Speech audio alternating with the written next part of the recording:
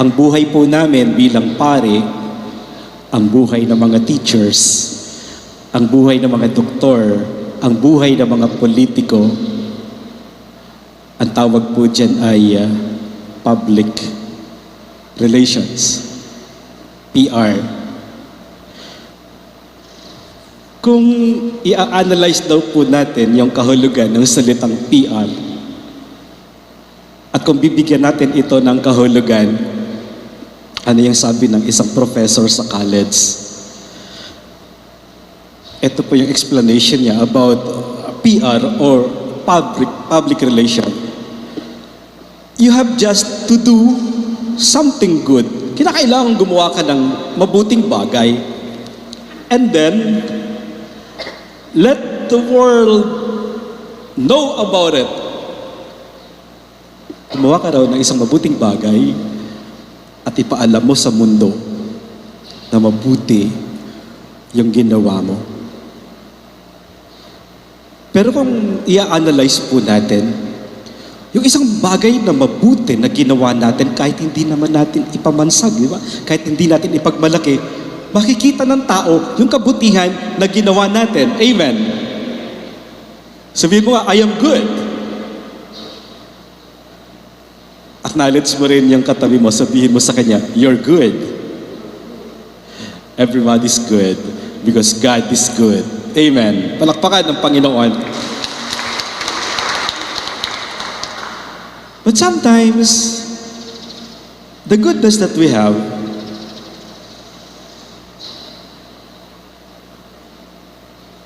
are unnoticeable. Kasabihan nga natin, gumawa ka ng mabuti. Sa bandang huli ay ikaw pa rin ang masama. Hindi nakikita yung kabutihan. Expected po yan. Kahit ang Panginoon sinasabi yan. No? Kaya kung babalikan daw po natin yung ating unang pagbasa, maging yung ating ebanghelyo, ngayong linggong ito, ay kapwa nagpapahayag ng mapait na karanasan ng propetang itinakwil ng mundo. Malinaw na malinaw po, sinasabi sa ating ebanghelyo, walang propetang kinilala sa kanyang sariling bayan. Pero kung babalikan po natin yung premise natin kanina, PR, public relations.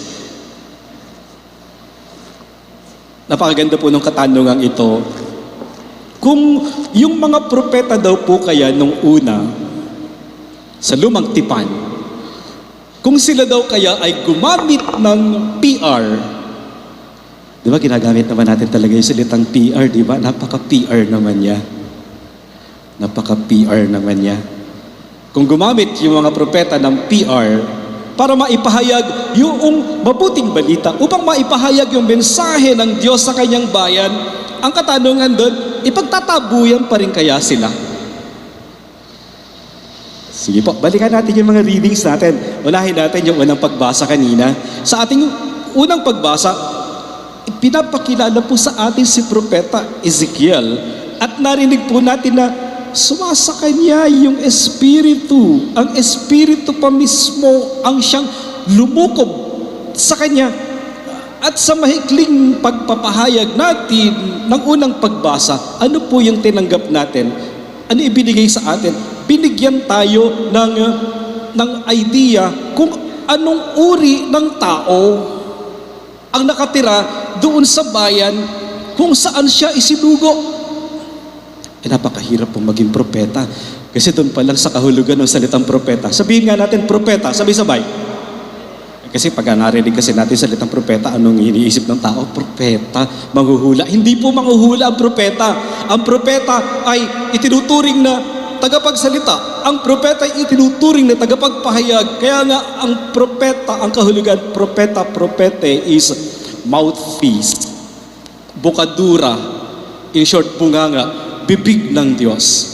At yung bibig ng Diyos sa pamamagitan ng mga propeta ay nagpapahayag. Pero mahirap magpahayag kung yung nakikinig mahirap magpahayag, kung yung lalagpakan ng mabuting balita, sabi nga ng mga taga-Bungabon, tengang tipya. In Tagalog, tengang kawali. May tenga, subalit hindi nakakarinig. O maaaring nakikinig sa mga sandaling ito, pasok dito, saan pupunta? Labas dito, sayang. Pero ang tunay na nakikinig sa pamamagitan ng puso. Sabi nga ng mga teacher, listen by heart. Makinig kayong mabuti. Hindi katulad ng mga tao na pinagpahayagan ng mga propeta noong una, mga suwail, mapaghimagsik, walang modo, may katigasan na nga ulo, matigas pa ang puso. Pagkatapos ng unang pagbasa, kapansin-pansin yung babala na ibinigay ng Diyos sa pamamagitan ni Propeta Ezekiel. May warning na sa mga propeta, hindi kanila pakikinggan. Yung mga pari kaya pinapakinggan. Yung mga matri kaya pinapakinggan. Sabi nga naman, makinig kayo't hindi. Hindi kami magsasawang magpahayag sa inyo. Kaya nga, kung babalikan natin siguro, yung sinabi ng Panginoon kay Ezekiel, sinabi ng Diyos kay Ezekiel, nandun yung underlying statement ng Diyos, good luck. Siguro, sinasabi rin sa amin, bilang mga pare, good luck. Pero, hindi kami natatakot. Be not afraid. Yan ang sabi ng Panginoon, be not afraid. I'll go before you always. Balikan natin yung gospel. No? Ano po yung binibigyang diin sa ebanghelyo para sa linggong ito? Binibigyang diin sa ating ebanghelyo yung karanasan mismo ng ating Panginoong Jesucristo. Siya mismo. Ang Panginoon mismo nakaranas ng naranasan ng mga propeta. Nung nangaral siya sa kanyang sariling bayan, nung nangaral siya sa kanyang mga kababayan, kung iisipin, saan siya lumaki? Lumaki siya sa lugar na yon. Andun yung mga kababata niya, nandun yung mga kababayan niya. Nakita sila ng Panginoon. Nakasalamuha sila ng Panginoon sapagkat kasama silang namuhay, kasama silang naninirahan doon sa lugar na iyon na pinanggalingan mismo ng ating Panginoong Jesucristo. Diba? Dapat mas mainit yung kanilang pagtanggap sa nila sa Kanya sapagkat sila'y magkakababayan. Pero napakalinaw na sinasabi sa ating ebanghelyo, ayaw nila siyang kilalanin. Ano yung kasabihan natin? Walang propetang tinanggap sa kanyang sariling bayan. Kaya kung babalikan daw po natin yung mga pinagnilayan natin ng mga nakaraang linggo, nitong 2 linggong nagdaan, nabalas natin kung gaano kaposible ang imposible para sa Panginoon. Nung ika-12 linggo, ano ginawa ng Panginoon? Pinatigil niya ang bagyo. Ano sabi niya sa bagyo? Tigil! Ano sabi niya sa hangin? Pumayapa ka. No? Last Sunday, pinagaling niya yung isang babaeng 12 taon ng tinutugo. At yung isang batang akala nung marami patay na ay muling nabuhay. Talita kum. Hindi dahil sa wala siyang kapangyarihan, kundi dahil wala silang pananampalataya. Okay, sa ating karanasan kayo, sabihin nga natin, marami nang namatay sa COVID at sa iba't iba pang mga sakit. Sabay-sabay, marami nang namatay sa COVID at sa iba't iba pang mga karamdaman. Harapin mo yung katabi mo, sabihin mo sa kanya, salamat sa Diyos, buhay ka pa. Amen. Palakpakan ng Panginoon. Kulang pa bang patunay yung mga karanasan natin sa mga pagpapala ng Panginoon? Ano yung kulang sa atin? Hindi kulang yung karanasan natin. Ano ang nagkukulang? ang nagkukulang sa tao ay wala dili iba kung hindi yung pananampalataya ng tao. Napakalinaw po nung hamon sa atin ng Ebanghelyo. Pananampalataya ang nararapat na tugon natin sa Panginoon na patuloy na kumakalinga sa atin. At ang pananampalataya rin ang siyang nagbibigay sa atin ng liwanag upang harapin natin ang tunay na kahulugan ng buhay. Yan po yung sinasabi sa Catechism of the Catholic Church, number 26. Sa nangyari sa ating Panginoong Jesucristo sa ating Ebanghelyo, napakalinaw po na inilalarawan sa atin ni San Marcos. Hindi lang sila walang pananampalataya kay Jesus, malala pa dito, ayaw nila siyang kilalanin. Kaya kung babalikan po natin ang lumang tipan, ano po yung nasasaad sa lumang tipan? Sa lumang tipan, ang mga propeta hindi lamang kinilala ng mga taong gusto nilang iligtas. Sa kamay mismo ng mga ito, dumanas sila ng kalupitan, dumanas sila ng kamatayan. Si Propeta Ezekiel at ang ating Panginoong Jesucristo, namuhay sila sa dalawang magkaibang panahon. Ngunit sa kanilang mga karanasan, mapapatid po natin ang isang napakalinaw na katotohanan. Ang mga propetang hinirang ng mundo, ang mga propetang hinirang ng Diyos para sa mundo, ay itinataboy ng mundo. Kung tutuusin, may mga pagkakataong, sabihin na natin, nakakainis yung mga propeta. Parang homilya lang ng pari na hindi mo masakyan.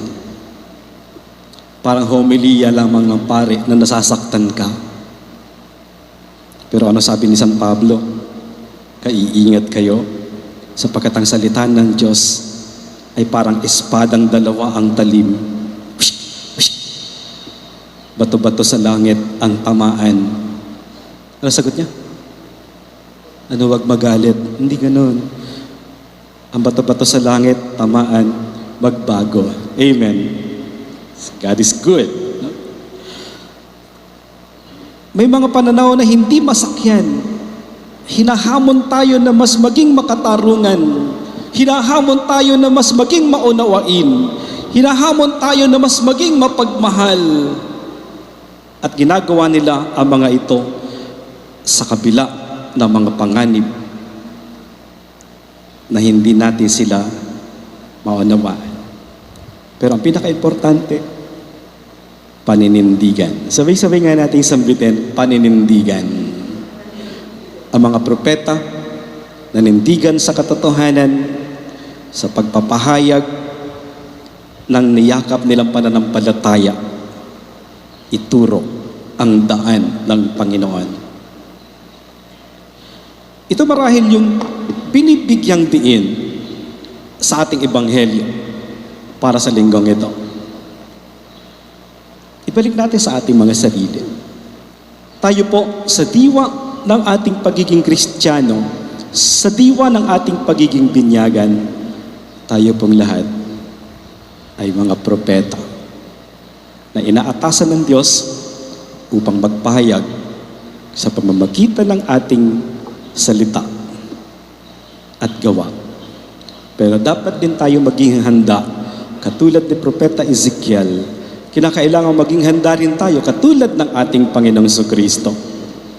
Hindi man tayo tanggapin, talikuran man tayo at kutsain, huwag tayong maghihinawang magpahayag ng nauukol sa katotohanan, sapagkat tayo ang tagapagdala ng katotohanan. Tandaan natin, sabihin nga natin sabay-sabay, truth hurts, but the truth will set us free. At tayo po ang tagapagpahayag ng katotohanan iyan. Mag-alay tayo ng ilang sandali ng katahimikan at sa katahimikan ng ating mga puso. Balikan natin yung premise natin kanina. inaatasan din tayo para magkaroon ng PR bilang Kristiyano. Ma-PR bilang Kristiyano. Ano yung kahulugan? Public relation is the art of doing something good and letting the world know about it. Pero mas higit dito ang inaasahan sa atin.